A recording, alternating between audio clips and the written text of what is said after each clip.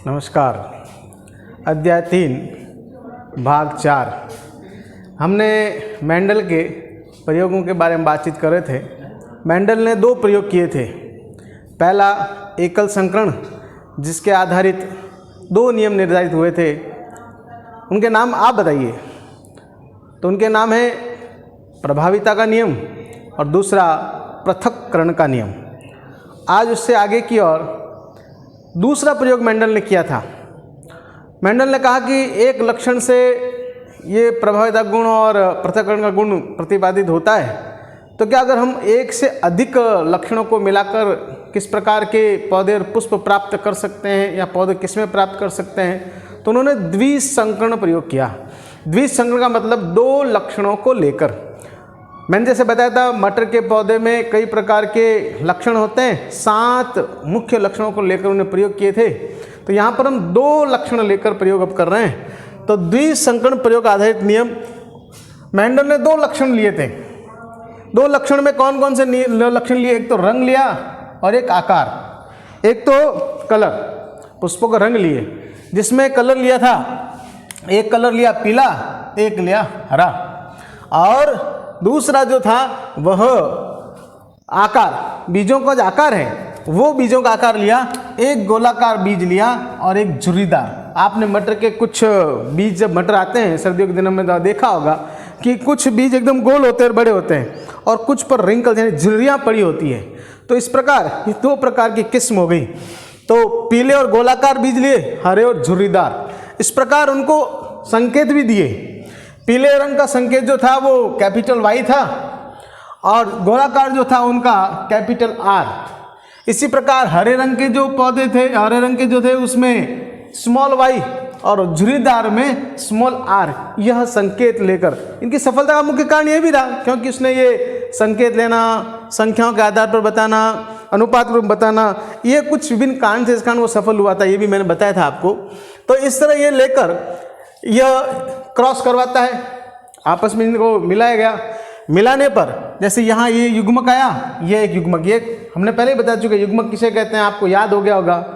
तो यह एक युग्मक, ये दूसरा, इन दोनों का निषेचन हुआ। निषेचन से हमारे पास एक F1 पीढ़ी, फर्स्ट जो पीढ़ी होती है उसको F1 पीढ़ी कहते हैं। प्रथम पीढ़ी जो होती है उसको F1 पीढ़ी के नाम से डालते हैं, फर्स्ट फर्टिलाइजर जिसे कहते हैं। तो इस प्रकार दोनों के मिले हुए पौधे प्राप्त हुए। तो वो जो बीज प्राप्त हुए, एक Y और R दोनों के गुण से मिलते हैं, यानी पीले और गोलाकार। जितने भी बीज प्राप्त हुए सभी पीले और गोलाकार थे, यानी प्रभाविता का गुण। जितने भी बीज प्राप्त हुए वो पीले रंग के और गोलाकार प्राप्त हुए। तो ये F1 पीढ़ी हो गई। अब इस F1 पीढ़ी से जो प्राप्त बीज हुए, इनका आपस में क्या करवाया? स्वपरागण। यहाँ ध्यान रखना, प्रश्न आता कई बार, F1 पीढ़ी से प्राप्त बीजों का निषेचन जिस प्रकार से किया जाता है वो प्रकार स्वपरागण। स्वपरागण यानी आपस में निषेचन करवाना। जैसे एक पुष्प है, उसी पुष्प के नर युग्मक का उसी पुष्प के मादा युग्मक से जब निषेचन करवाया जाता है उसे स्वपरागण कहते हैं। और अगर 2 अलग अलग पुष्पों के नर और मादा का निषेचन करवाया जाता है तो उसे परपरागण कहते हैं। तो यहाँ पर स्वपरागण करवाया, आपस में बीजों को मिलाया। इस प्रकार 4 बीज, तो यह नर और यह मादा। इस प्रकार चेकर बोर्ड के माध्यम से समझाने का प्रयास मेंडल ने किया, इसलिए सफल हुआ। तो चेकर बोर्ड मैंने यहाँ पर बनाया है। तो 4-4 बीज लिए हैं। ये 4-4 बीज इस प्रकार के हैं।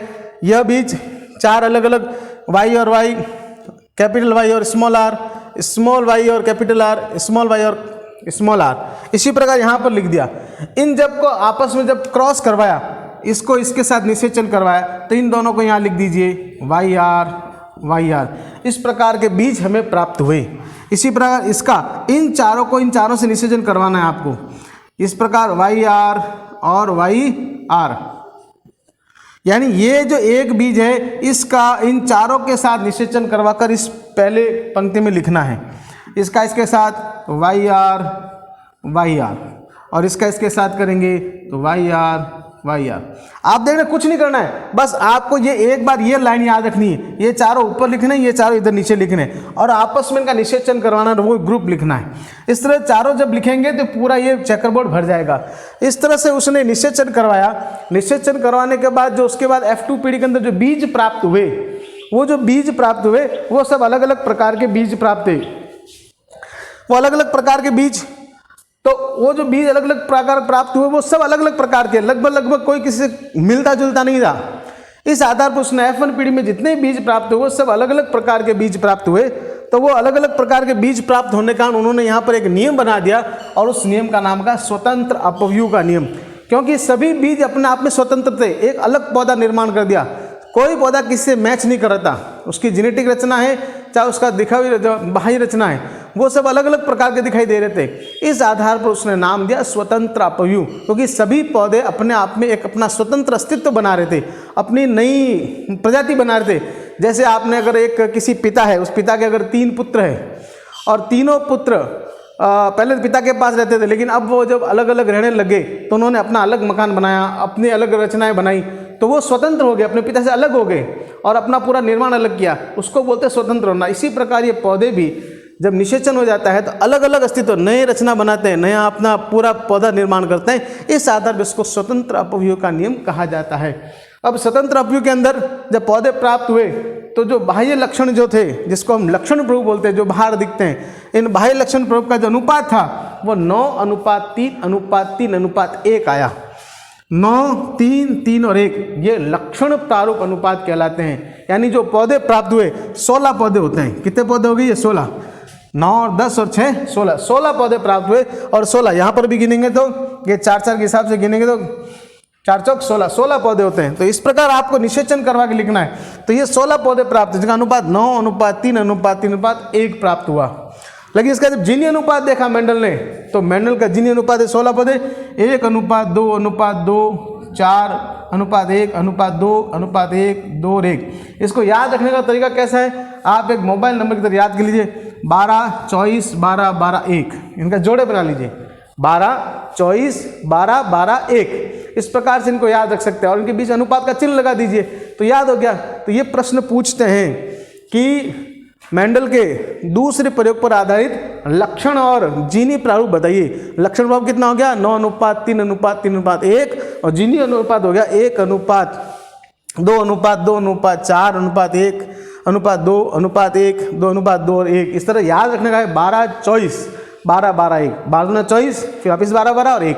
इस तरह से ये इसका जीनी अनुपात। अब ये जो पूरा चेकर बोर्ड है वो मैंने जैसे बताया था कैसे भरना है। ये कभी परीक्षा में पूछते हैं चेकर बोर्ड बनाओ, तो आपको अब इसको इससे साथ क्रॉस करवाना है। इन चारों को जब क्रॉस कराएंगे तो आप इसमें लिख दीजिए, इसको इन चारों के साथ क्रॉस करवा दीजिए और लिख दीजिए। और इसी प्रकार इनको चारों को जब कराएंगे तो चारों पूरा भर जाएगा। बहुत दिमाग लगाने की जरूरत नहीं है, सीधा सा फॉर्मूला है, इनको इन चारों के साथ, इनको इन चारों के साथ, इनको इन चारों के साथ लिखना है। वो चीज़ देख के उतारनी है।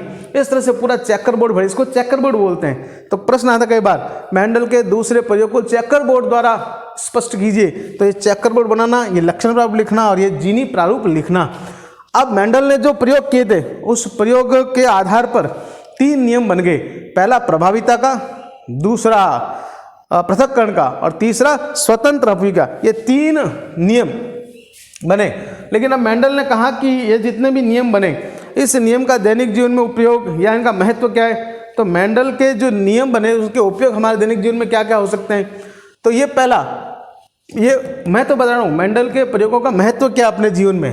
पहला महत्व, प्रभाविता का लक्षण पाया जाना अत्यंत महत्वपूर्ण। यानी जो प्रभावी लक्षण होते हैं, इससे क्या होता है कि जिसके अंदर अगर कोई ऐसा बीज है जिसके अंदर कोई कमी है, जो बीज आगे आकर कोई खराब हो सकता है, तो वो गुण उसके अंदर दब जाता है। तो अच्छा गुण ही प्रकट होता है और खराब जो गुण होता है वो अंदर दब जाता है। तो यानी प्रभाविता का लक्षण पाया जाना अत्यंत महत्वपूर्ण है।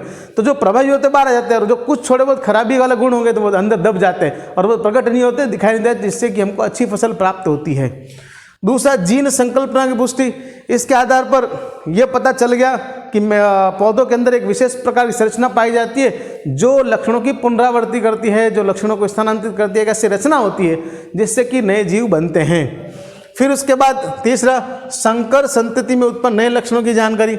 अब जब संकर आमी 2 अलग अलग प्रकार की प्रजातियों को लेकर जब निषेचन किया जाता है तो उस निषेचन से जो नए लक्षण पैदा होते हैं वो हमको दिखाई देने लगते हैं। जैसे यहाँ पर देखा कि निषेचन करने पर गोल और पीले और गोलाकार, कोई लाल और गोलाकार, कोई पीले और झुर्रीदार, ऐसे अलग अलग प्रकार के पौधे प्राप्त हुए। तो नए लक्षण जो प्रकट होते हैं वो उसके कारण तो नए लक्षण बनाए जा सकते हैं, नए प्रकट किए जा सकते हैं, नए पौधों की उत्पत्ति की जा सकती है।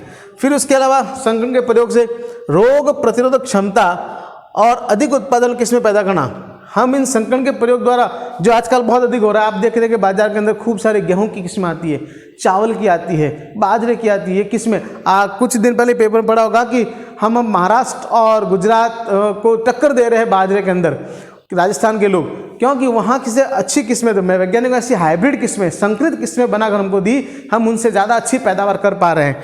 तो यह किस कारण से हुआ? मेंडल के प्रयोग के आधार पर हुआ है। तो इससे रोग प्रतिरोध, यानी जो रोगों से लड़ने की क्षमता है उन बीजों में पैदा हो जाए, साथ में अधिक उत्पादन प्राप्त हो सके। तो कोई कीट पतंग आकर खाए तो वो खत्म नहीं होती, खराब नहीं होती, वो लड़ ले अपना, जिसको हम बीटी पादप भी बोलते हैं। कौन से पादप बोलते हैं? बीटी पादप। एक विशेष प्रकार के संकरित पौधे बनाए जाते हैं, जो कोई भी जीवाणु अगर आकर या विषाणु आकर बैठता है खाने के लिए, वो खुद खाकर मर जाता है, लेकिन वो हमारे लिए हानिकारक नहीं होते, उन जीवाणुओं के लिए वो हानिकारक होते हैं, जिससे वो स्वतः नष्ट हो जाते हैं। हमको अलग से दवा छिड़कने की जरूरत नहीं। अनुपयोगी लक्षणों को हटाना व उपयोगी लक्षणों का विकास किया जा सकता है, क्योंकि संकरण को पता है तो हमें अच्छी किस्म, हम उसमें से अच्छे जीन निकाल लेते हैं, दोनों मिलाकर नई किस्म पैदा की जा सकती है। और मानव जाति के सुधार संबंधी विज्ञान की शाखा सूझ जननी की, और इसी प्रकार हम मनुष्य में भी सुधार कर सकते हैं। आने वाले भविष्य में हमको किस प्रकार का मानव चाहिए, उस मनुष्य में क्या कमी है, कौन सा रोग होता है, जिस कारण से उस जीन को हटा देना, ऐसा हम क्या कर सकते हैं, ऐसा प्रयास जारी है हमारे अंदर। अगर जैसे अभी एड्स का इलाज नहीं है, लेकिन एड्स किस जीन के कारण होता है, उस जीन को ढूंढना और उसको हटा देना, जिससे अब एड्स होगा ही नहीं। तो ऐसे कई बीमारियां हैं, जैसे भी कोरोना चल रहा है, अभी इसकी वैक्सीन बन जाएगी तब ठीक है, लेकिन कोरोना किस जीन के कारण या किसके कारण होता है, उस चीज़ को हटा दो शरीर में से, तो भविष्य में कभी होगा ही नहीं। ऐसा इस संकरण के माध्यम से सफल हुआ, जानकारी हुई। इसलिए कहा गया है कि मानव जाति के सुधार संबंधी विज्ञान, तो मानव जाति में सुधार के लिए जिस विज्ञान का अध्ययन किया जाता है उसको सुजननी की कहते हैं। ये प्रश्न आता है कई बार कि सुजननी की किसे कहते हैं, यानी वह विज्ञान जिसमें मानव जाति का सुधार किया जा सकते हैं, तो उसको सुजननी की विज्ञान कहते हैं। तो ये संकरण के प्रयोगों के आधार पर ये सब कुछ पॉसिबल हुआ। और आज हम अलग अलग प्रकार की किस्में गेहूं और बाजरा, क्योंकि जनसंख्या तो बढ़ती जा रही है, उसके लिए इस आधार पर सबको भोजन चाहिए, तो भोजन की जो नई किस्में पैदा आ रही है वो इसी प्रयोगों के आधार पर पैदा हुई है। इसलिए मेंडल बहुत सफल माना गया।